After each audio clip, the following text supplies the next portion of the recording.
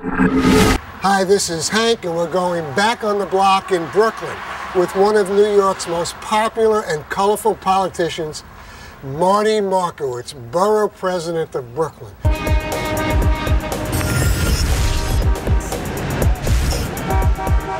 Marty, we're here at Monty's. Yes, Monty's. I'm almost as old as this restaurant, but tell us about this place. Well, Monty's, every aspiring politician and politicians, and those that we weren't sure who they were, we speculated, but we weren't sure.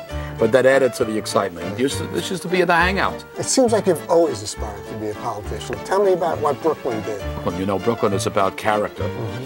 And we have more characters than anywhere in America.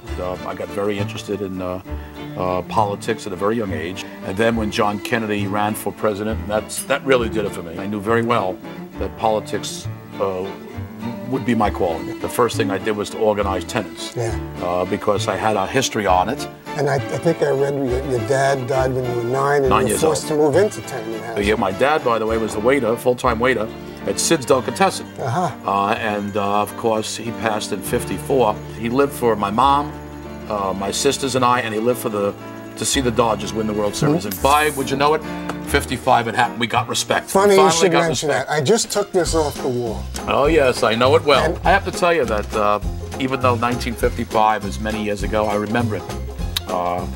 In many ways. Brooklyn stopped for 2 weeks. Stopped. Everyone was high-fiving each other. Did you play sports when you were back in school? Well, let's put it this way. On basketball, I would never be asked. Considering I'm 5'5.5". Yeah, now you have a thing for heights. I heard something. You lived in Crown Heights. We have Brooklyn Heights. And I'm told that you're pushing to get this to be called Gowanus Heights. And by the way, my height, it's a good height. Because the best things come in small packages. I didn't say heights, your height. Oh, okay. I said Crown Heights. Oh, no, you said heights. You said heights. Back in '55 when you were there, and your mom, your two sisters, and you, who ruled the house? My mother ruled the house. My mother was not a good cook, I have to tell you. You know, she tried her best to cook Italian food one night. She knew how much I enjoyed it. So I remember she opened up tomato paste, and she fried it. And then she'd take the boiled chicken and she'd put the tomato paste on it and put it in the oven. This was Italian food. And then she used to take ketchup and we would whip it into our spaghetti. And that is as close to Italian cooking as my mother got. And then I discovered Chinese. We used to have something, the combination plates. I don't think many young people know what that is today.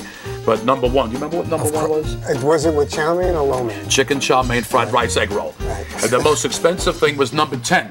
That was for the high rollers. That was lobster Cantonese. Maybe a little more serious note. I read a little quote from you where you said, the thing that kind of saved your life and saved you was going to summer camp. It really was a great experience to get my life organized and to put me, to refocus my life. You haven't forgotten that, because your passion goes across all of it, and it's very, very driven towards what's good for this borough, this city. I have no other agenda. Yeah, it's easy. There is still a feeling among Brooklynites, even those that have just been here a few years, that there is a separateness. I don't mean bad or good. We love being part of New York City. Don't get me wrong.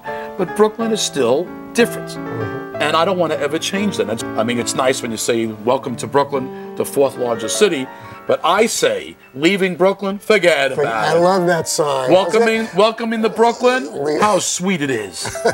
You're out on the streets all the time. When you see those kids when you were 10 and 11, 12, what advice do you give? The kids face many challenges today. My advice is that there's only one thing that matters. If you take your mind and you use it with your heart, be the best that you can be, do the best that you can do. That's all we want for you.